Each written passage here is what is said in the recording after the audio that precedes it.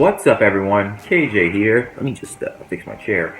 Alright, so before I get into my review on the 125th episode of Steven Universe titled Dugout, this was a video meant for Tuesday the 9th. Today is Wednesday the 10th. I'm very sorry that I couldn't put this out there yesterday. It was mainly because I had to spend my afternoon studying for a couple tests. I had one today, and then I had another.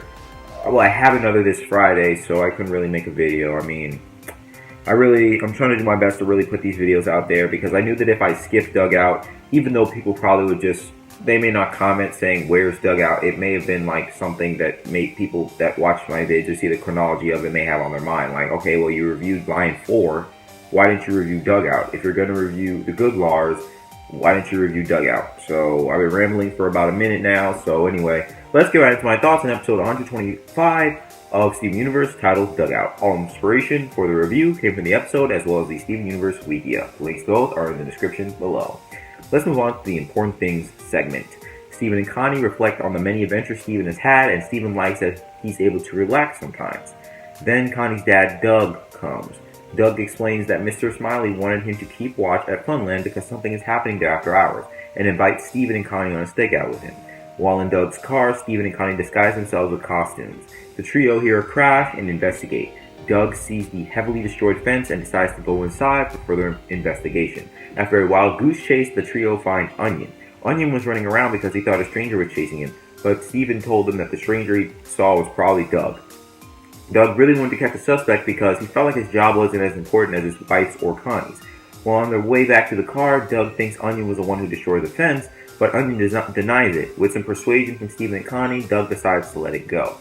As the trio leave Funland, two shadows appear behind Onion, scaring him. One is big and the other is small and has transparent butterfly-like wings. That ends this important things segment. My review starts right now. I like this episode because this is the first episode of the big part of Steven Bomb 6. You know, Lion 4 was something that probably should have aired around the time Room for Ruby aired, mainly because it's just like, this didn't really fit into the bomb. It was a great episode nonetheless because Steven found out his true purpose. Just, you know, being a human being, being a son to Rose Quartz and Greg, DeMaio universe, whatever you want to call it. And, but it just didn't fit in with this Steven Bomb because, of course, this Steven Bomb involves other things. I mean, most people have already watched the episodes either on Dailymotion or the CN app, but I'm not going to spoil it because there are some people that just keep it cool until it actually airs on TV, and I respect that. I mean, of course, I didn't do that because I was super ecstatic that these were on Dailymotion after seeing that they leaked on the CN app, so I was like, I gotta see these, and I didn't regret it. I was shocked. Let's just say I was shocked. But anyway, the shadows at the end of the episode were cool, and I can't wait to see more of them. Well, yeah, considering that I've already seen all the episodes, I'm just saying, like, you'll want to see more of them too. I also feel that Onion wasn't the only one running around Funland when the trio were chasing him. I feel like the two shadows were involved in the chase in some way because we did see their shadows sometimes when the trio saw the shadows around Funland, and they didn't look like Onion. You know, one looked like Dora the Explorer. Let's not say Dora the Explorer, okay? And the other one kind of looked like I guess just a big figure, a big person, I guess. I don't know. I can't really think of someone that the other shadow looks like right now.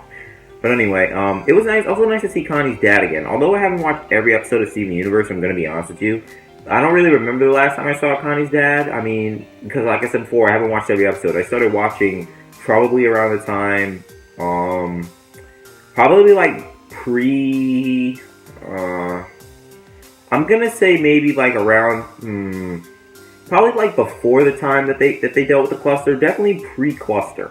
Like, I remember the last episode I remember watching was, I guess the fusion with the Malachite. That was the last episode I remember when Lapis was forced into the Malachite fusion. Not when they found Malachite near Mask Island. I'm talking about when they first fused, and this was like with the hand ship and everything. That. But, what else?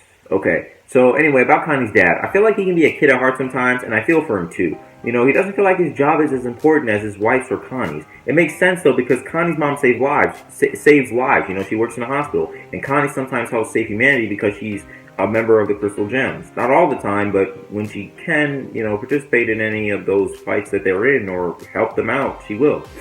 You know, but in an area, like, if you really think about it, I'm sorry, like, I'm really sick right now, but if you think about it, in an area like Beach City, there's really not going to be a lot of crime, unless it's, like, home world related, you know what I'm saying? So if Doug was a cop, like an actual real cop with a gun and everything, and in another area, perhaps one that's filled with crime, then he'd have his fair share of, you know, catching a perp or getting evidence. But anyway, that concludes this review.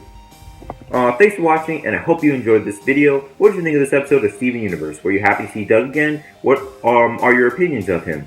What is the significance of the two shadows at Funland? Why are they there? What do they need? Are they gems? I mean, I know the answers to these questions, but I want to know what you guys think in the comments below because I don't want to spoil anything for you guys.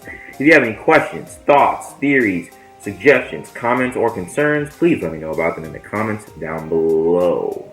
Alright, with all that being said, until next time, I'll see y'all later.